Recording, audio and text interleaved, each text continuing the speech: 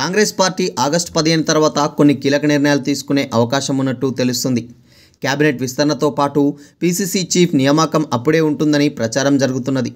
AICC నేత రాహుల్ గాంధీ రాష్ట్ర పర్యటన సైతం అప్పుడే ఉండొచ్చని తెలుస్తున్నది. పెండింగ్లో ఉన్న నామినేటెడ్ పోస్టులు అదే నెలలో భర్తీ చేసే ఛాన్స్ కనిపిస్తున్నది.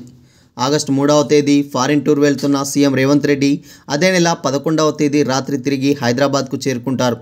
సీఎం హోదాలో ఆయన తొలిసారిగా 15 ఆగస్టు సందర్భంగా జెండా ఆవిష్కరణ చేయనున్నారు.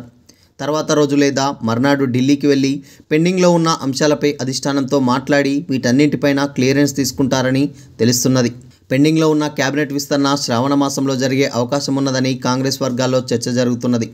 ఆగస్టు 5వ తేదీ నుంచి శ్రావణ మాసం షురూ కానున్నది. అదే నెల 15వ తేదీ తర్వాతే కేబినెట్ విస్తరణకు ముహూర్తం ఉండొచ్చని ఏఐసీసీ వర్గాల్లో టాక్ నడుస్తుంది.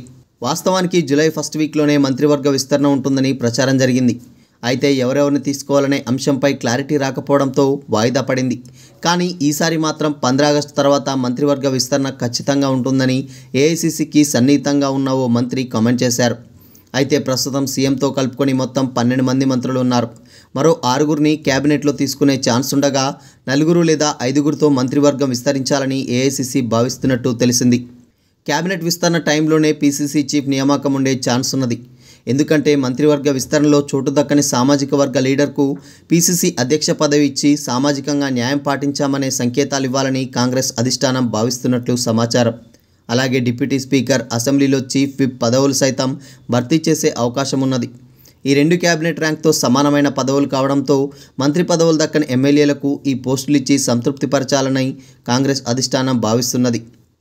15 ఆగస్టు తర్వాతే రాహుల్ సభ ఉందని, 2 లక్షల రుణమాఫీ అమలు చేస్తున్న సందర్భంగా ఏఐసీసీ నేత రాహుల్ గాంధీని పిలిచి వరంగల్ వేదికగా భారీ బహిరంగ సభ నిర్వహించాలని కాంగ్రెస్ భావిస్తున్నది.